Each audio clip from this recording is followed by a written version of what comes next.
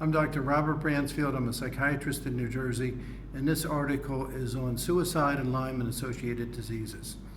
It's been an observation that there is an association between Lyme disease and suicide, and this article is an effort to explore that subject in more detail.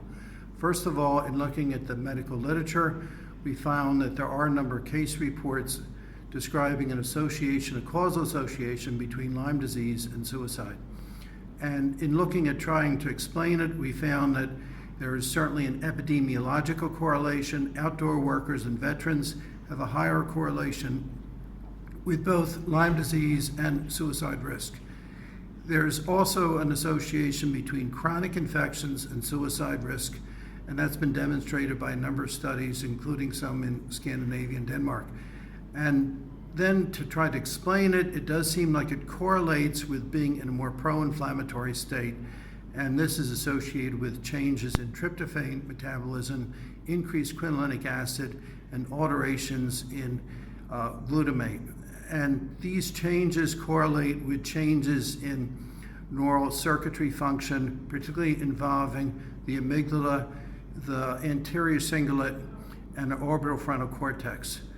The composite effect of this is contributory towards making someone more suicidal than they had been without these particular changes. I did some research looking at 253 case review cases, and looking at that, I found that there was a significant correlation between psychiatric comorbidity that I show in the chart and increased suicidal risk. I also presented a couple case histories to point out some examples.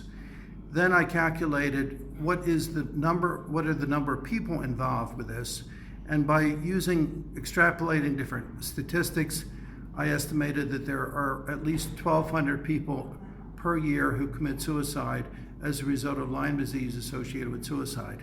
Now it appears that this is a significant problem whether you use the most restrictive definition of Lyme disease or a broader definition, or whether you consider it a chronic infection or a post-infectious immune process.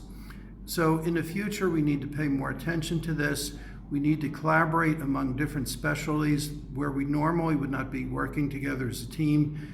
And I hope that this stimulates greater interest that could help your patients and stimulate more research in the future.